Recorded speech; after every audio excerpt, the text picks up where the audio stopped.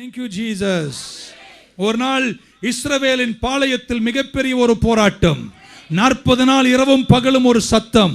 காலையில் ஒரு சத்தம் கேட்கும், இஸ்ரவேல் நடுங்குகிறார்கள். கோலியாத்தின் மிரட்டலின் சத்தம். சாயங்காலம் தூங்குறதுக்கு முன்னாடி அந்த நெகட்டிவ் வாய்ஸ், மிரட்டலின் சத்தம்.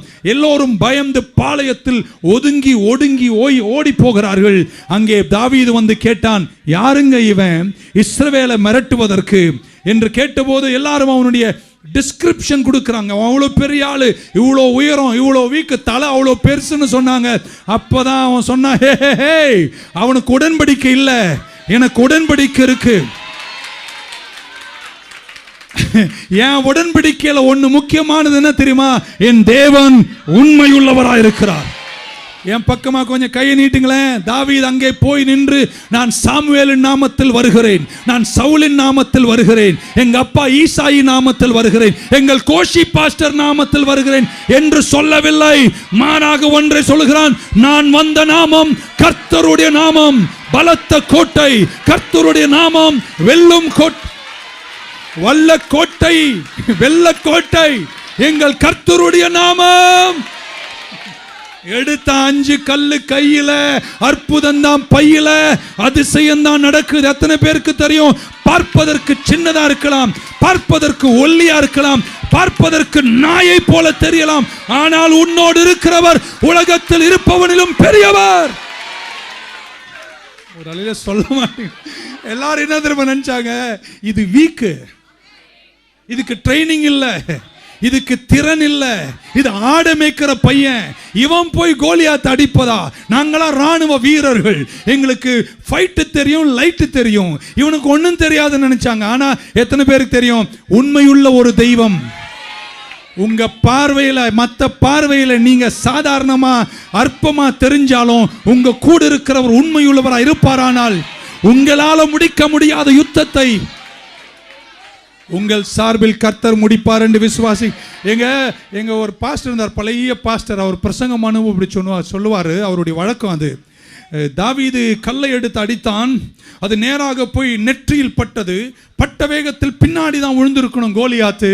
ஆனால் பைபிள் சொல்லு முகன் குப்புற விழுந்தார். காரணம் என்னவென்றால், கர்த்தர் தாவீது கல்லை எடுத்து அடித்த போது, கல்லு நெத்தியில் பட்ட போது கர்த்தர் கழுத்தா மட்டையில் ஒன்று கொடுத்தார். எத்தனை பேர் உண்மையுள்ளவர் உங்க கூட இருக்கார்? எந்த கழுத்தா மாட்டில் எப்போ கொடுக்கணுமோ கரெக்டாக கொடுப்பாரு. ஏன்னா நீ நிற்கிற பாலம் ஒரு சாட்சியை சொல்லுகிறது. அது வேறொன்றும் அல்ல. எனக்கு விசுவாசம் இல்லாமல் இருக்கலாம், என் ஜெபத்தை நம்பல, என் பலத்தை நம்பல, நான் வீக்கா இருக்கலாம், நான் ஒடுங்கி போயிருக்கலாம், நான் தள்ளப்பட்டு இருக்கலாம், நான் மீட்பனா இருக்கலாம், நான் சின்ன பையனா இருக்கலாம், ஆனால் என்னோடு இருப்பவர் உண்மையுள்ளவர். ஒரு அல்லேலூயா சொல்ல மாட்டீங்களா? ஹல்லேலூயா. என் பேரை விட, எங்க அப்பா பேரை விட, எங்க அம்மா பேரை விட, எங்க சபை பேரை விட, எல்லாத்த விட, தாய் சபை பேரை விட எங்களுக்கு ஒண்ணுதான் முக்கியம். நான் ஆராதிக்கிற தெய்வம் உண்மையுள்ளவர். இப்படி சொல்ல போற நீங்க ஆமென் சொல்ல. கர்த்தருடைய நாமம் பலத்த கோட்டை, நீதிமான்கள் அங்கே புகுந்து பத்திரமாயிருப்பார்கள். எத்தனை பேர் பலத்த கோட்டைக்குள் இன்னைக்கு வருவதற்கு ஆயத்தமா இருக்கீங்க? கையை தலைமையில தட்டும் போது 3 முறை சொல்லுங்க, God is faithful, God is faithful. அவர் உண்மையுள்ளவராய் இருப்பதனால், இந்த வார்த்தைகள் சொல்லி முடிக்கிறேன், உங்களுடைய மலைகளை கர்த்தர் தள்ளுவார்.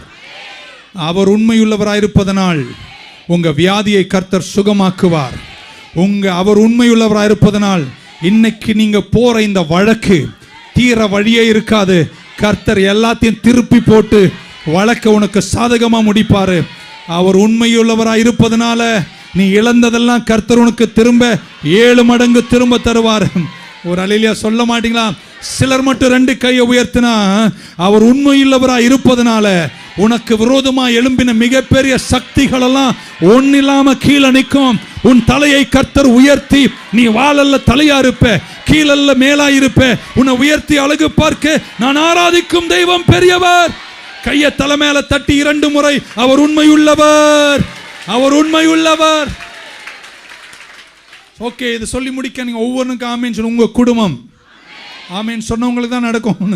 உங்க பிள்ளைகள், உங்க மனைவி, உங்க புருஷன், உங்க பிசினஸ், உங்க ப்ரமோஷன், உங்க வேலையில, உங்க ஊழியத்துல கர்த்தர் உண்மையுள்ளவராய் இருப்பாரே ஆனால் சொல்றேங்க, எல்லா பலவீனங்களையும் தாண்டி கர்த்தர் உங்களை வாழ வைக்க காரணம். நான் நம்புறேன் அடுத்த வருஷம் இந்த நாள் நீங்கள் சாட்சி சொல்வீர்கள், இது என்னால் அல்ல, இதெல்லாம் அவரால் ஆயிற்று. தலைமையில கையை தட்டி சகல ஜனங்களே கை கொட்டி தேவனை கம்பீரமாய் ஆர்ப்பரியுங்கள். Oh, clap your hands all ye people and shout unto God with a voice of triumph. Hallelujah. Faithful is the Lord who promised.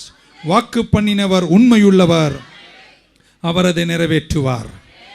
வாக்கு பண்ணினவர் உண்மையுள்ளவர், அவர் என்னை சுகமாக்குவார். வாக்கு பண்ணினர் உண்மையுள்ளவர். கையை உயர்த்தின, உனக்கு விரோதமாக உண்மையுள்ளவர் என் கூட இருக்காருன்னு எத்தனை பேர் சொல்ல ஒரு வாட்டி உண்மையுள்ளவர், உண்மையுள்ளவர் ஒரு 5 முறை உண்மையுள்ளவர். அவர் he is a faithful God. சொல்லட்டுமாங்க, உனக்கு விரோதமாக ஒரு வழியா வந்தானா கர்த்தர் அவளை 7 வழியா சிதறடிப்பார். காரணம் நீங்க அல்ல, உங்களோடு இருக்கிறவர். அந்த நம்பிக்கையில நிலைச்சிருங்க. ஒரு ஆமென் சொல்ல மாட்டீங்களா? நடக்க பலன் இல்லாம இருக்கியோ, ஓடுவதற்கு சத்துவம் இல்லாம இருக்கியோ, do only one thing, stay on that bridge. அந்த பிரிட்ஜ் மேலே இருங்க. இந்த பக்கமா போகும்போது 2 பிரிட்ஜ் இருந்துச்சு. முதல்ல ஒன்று, அது பழைய பிரிட்ஜு. ஒரு நாள் காரில் போகும்போது சொன்னார், அது நிறைய வீரல் விட்டுருக்கு, நான் அதில் போகிறதே கிடையாது. ஏன்னா இன்னும் கொஞ்ச நாள் உயிரோடு இருக்குன்னு ஆசை. ஆனால் இன்னொன்று ஸ்ட்ராங்காக கட்டியிருக்காங்க, அதில் தைரியமாக போகிறது. சீக்கிரம் உன்னை பற்றி பேசின எல்லா வாயையும் கர்த்தர் மூடுவார். நீங்கள் உண்மை இல்லாதவராக இருந்தாலும் நம்மால் சீக்கிரம் விலகி ஓடிடுறாங்க. இந்த சாமி கிட்ட போவோம், இல்லைனா இந்த சாமி கிட்ட போவோம், இல்லை இந்த சாமி கிட்ட போவோம். நாங்கள் அப்படி சாமி மாற்றுறதான் கிடையாது. இந்த சாமியை மாற்றுறாங்கன்னா என்ன தெரியுமா அர்த்தம்?